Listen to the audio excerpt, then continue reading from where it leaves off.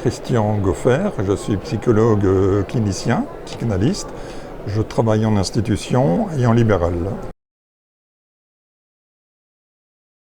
Alors j'ai été invité plus particulièrement autour de mon livre, mon dernier livre, Au secours du travail social. J'ai choisi une petite séquence de ce livre qui tourne autour du manque de temps pour réaliser son travail. Ce qui est une situation, je dirais, très courante, très commune, mais que l'on n'analyse pas. Or, le manque de temps a un certain nombre de conséquences, tant pour les salariés que pour l'encadrement, que pour les personnes qui sont accueillies.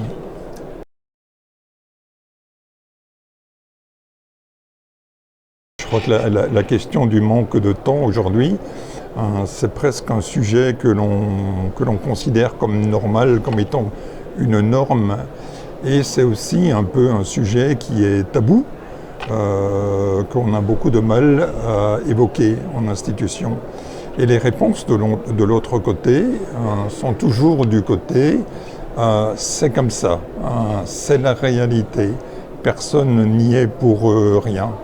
En quelque sorte, je dirais, on gomme toutes les responsabilités managériales, toutes les responsabilités individuelles, et on essaie de faire croire que c'est un état normal, naturel, auquel il faut s'habituer. Or, moi j'ai tendance à considérer le temps, je dirais, comme une ressource. Je prends souvent cet exemple, quand vous réalisez un gâteau, vous avez beau avoir tous les ingrédients du monde, connaître la recette par cœur, la meilleure cuisine équipée. Si vous n'avez pas le temps de réaliser le gâteau, vous n'arriverez pas à faire le gâteau.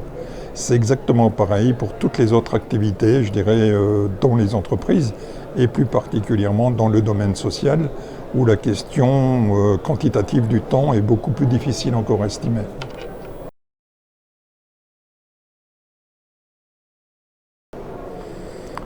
Est-ce qu'ils en ont envie déjà ?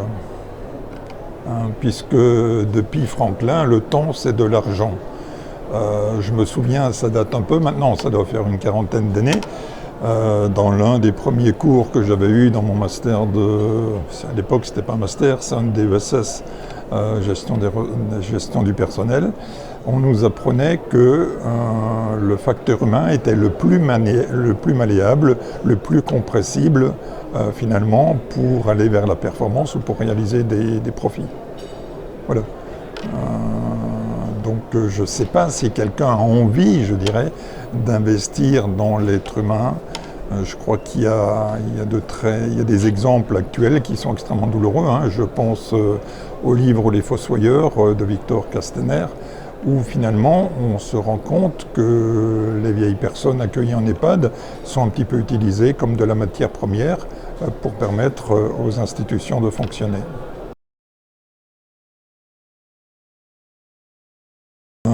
Si je suis là, c'est moins pour communiquer que pour parler, pour témoigner, pour créer le débat, pour réfléchir autour de ces questions, puisque je crois entre autres que